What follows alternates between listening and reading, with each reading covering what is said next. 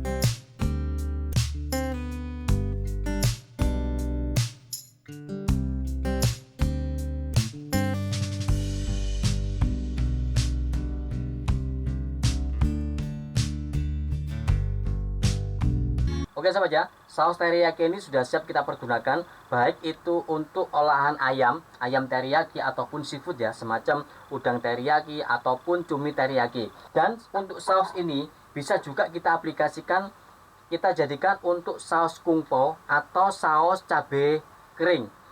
Nah, terus untuk ayamnya kita fillet seperti ini ya. Nah, untuk kelebarannya bisa disesuaikan aja. Ini 2 porsi.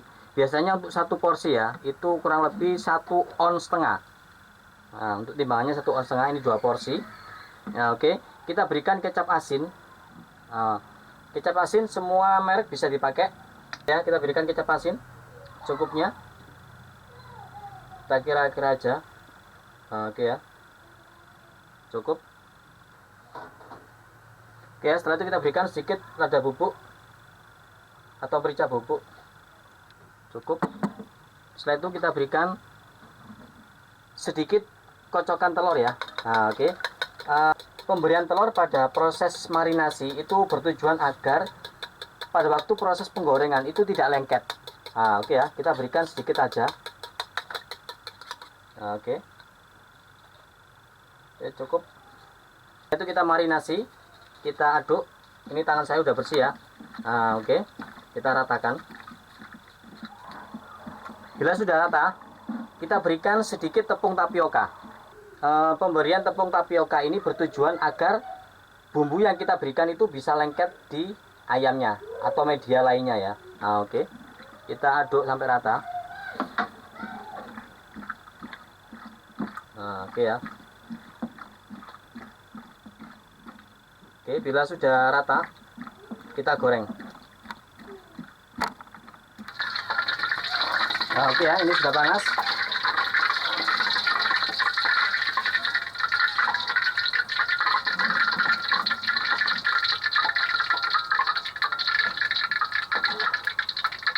Oke, kita masukkan ayamnya.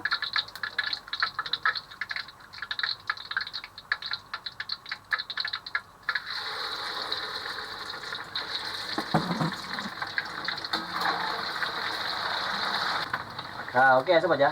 ini kan nggak lengket ya.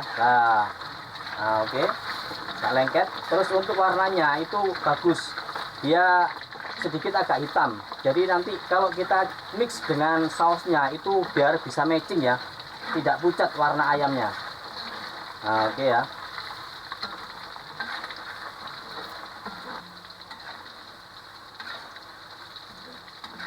Oke ya, saya rasa sudah cukup. Jangan sampai terlalu kering karena ini ayam filet, jadi sangat mudah sekali untuk matang ya.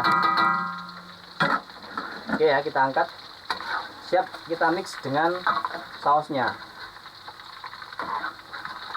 Nah, dia warnanya nggak pucat ya.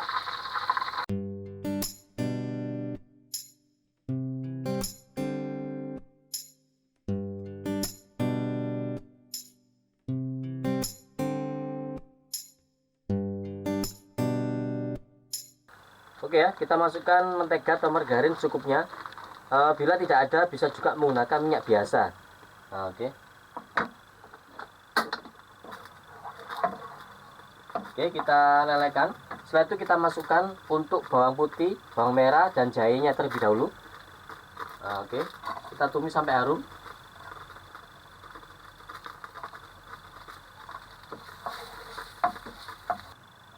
Oke ya, bila sudah harum, kita masukkan untuk rempah-rempah lainnya. Kita tumis sebentar aja. Oke ya, saya sudah cukup. Kita matikan. Kita masukkan sausnya. Saya berikan 2,5 ya. Oke. Setelah itu kita berikan sedikit air. Kita nyalakan. Kita berikan sedikit air. Karena bumbu biang ini sedikit agak kental ya. Oke. Oke. Setelah itu kita tambahkan cuka hitam seperti ini ya. Jadi kunci dari resep ayam kungpo, cumi kungpo ataupun udang kungpo itu berada di sini. Jadi kita tambahkan sedikit cuka hitam. Oke ya. Kita berikan 1 sendok makan.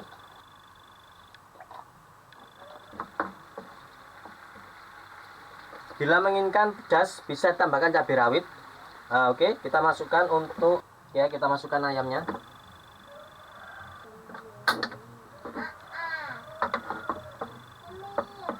Kita ratakan. Jadi untuk perbandingannya bumbu biang 2,5 sendok sama 1 sendok makan cuka hitam.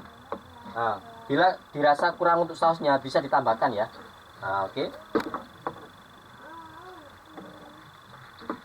Kita aduk sampai rata.